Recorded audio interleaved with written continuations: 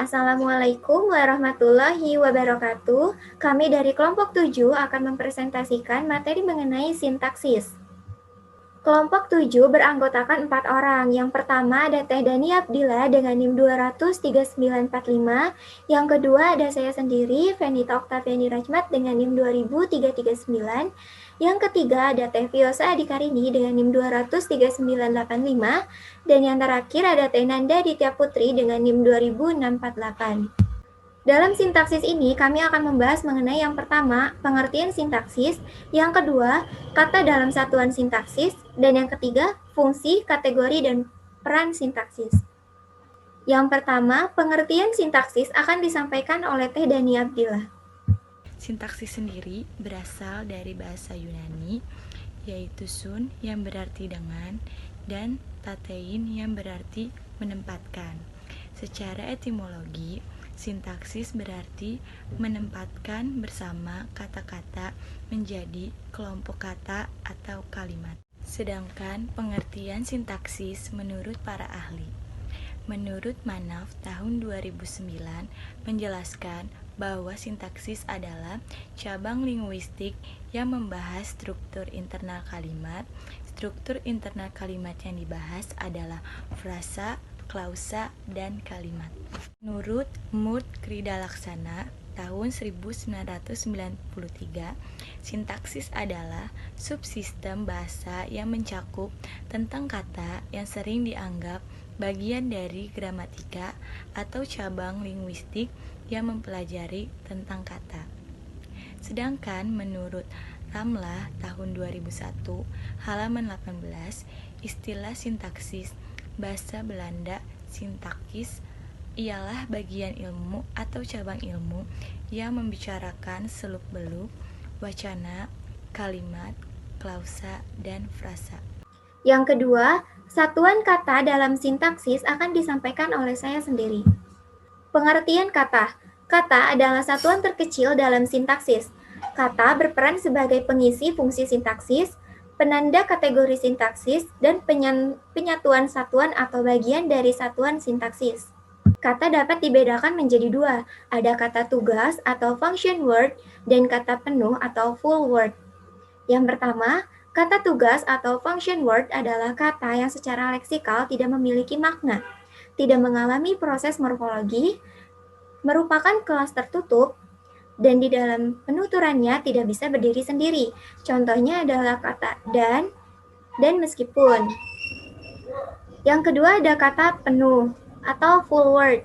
Adalah kata yang secara leksikal memiliki makna, memiliki kemungkinan untuk mengalami proses morfologi, merupakan kelas terbuka, dan bisa berdiri sendiri sebagai satuan tuturan. Contohnya adalah kata-kata yang termasuk kategori nomina, verba, adjektiva, adverbial, dan numeralia. Kata-kata tersebut bermakna leksikal dan bisa mengalami proses morfologis, sehingga bisa mengisi fungsi-fungsi sintaksis. Proses morfologi dalam kata penuh, misalnya pada kata kucing, dapat diberi prefiks ber atau dapat disertai pengulangan, sehingga menjadi berkucing-kucing, dan diberi sufiks an, sehingga menjadi berkucing-kucingan. Contoh yang kedua, bandingkan dengan kata dan, yang tidak bisa menjadi berdan atau mendankan. Materi ketiga mengenai fungsi, kategori, dan peran sintaksis akan disampaikan oleh Teh Nanda Ditya dan Teh Fiosa Adikarini. Fungsi dibagi menjadi 4. Yang pertama yaitu subjek, lalu predikat, setelah itu ada objek dan pelengkap, lalu yang terakhir ada keterangan.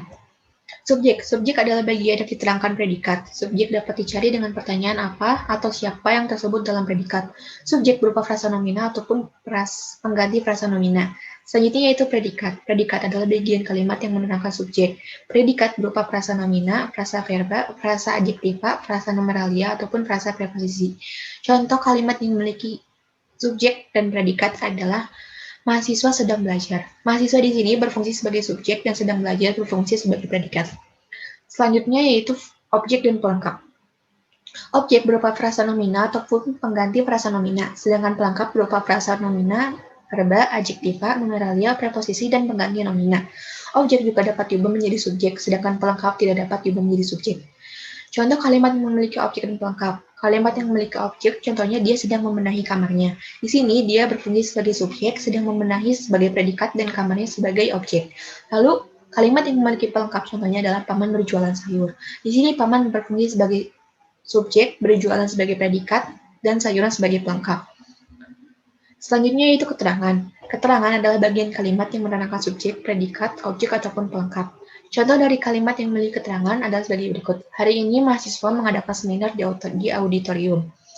Di sini hari ini berfungsi sebagai keterangan. Mahasiswa sebagai subjek, mengadakan seminar sebagai objek, dan auditorium di sini berfungsi sebagai keterangan. Kategori dalam ilmu bahasa, kata yang memiliki bentuk dan perilaku yang sama atau mirip dimasukkan ke dalam suatu kelompok. Di sisi lain, kata yang memiliki bentuk atau perilaku yang sama atau mirip dengan sesamanya, tetapi berbeda dengan kelompok yang pertama, dimasukkan ke dalam kelompok yang lain. Dengan kata lain, kata dapat dibedakan berdasarkan kategori sintaksisnya.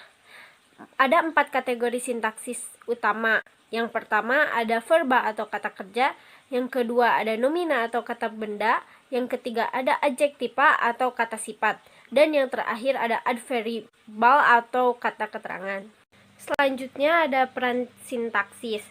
Contoh dari peran sintaksis yaitu yang pertama ada Farida menunggui adiknya, yang kedua ada pencuri itu lari, dan yang ketiga ada penjahat itu mati, di mana Farida itu sebagai pelaku dan adiknya adalah sebagai sasaran.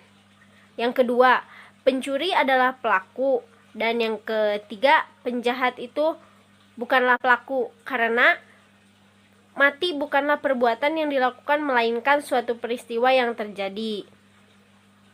Berikut adalah sumber-sumber yang kami ambil untuk materi sintaksis ini. Sekian dari kelompok 7, kurang lebihnya mohon maaf. Terima kasih atas perhatiannya. Wassalamualaikum warahmatullahi wabarakatuh.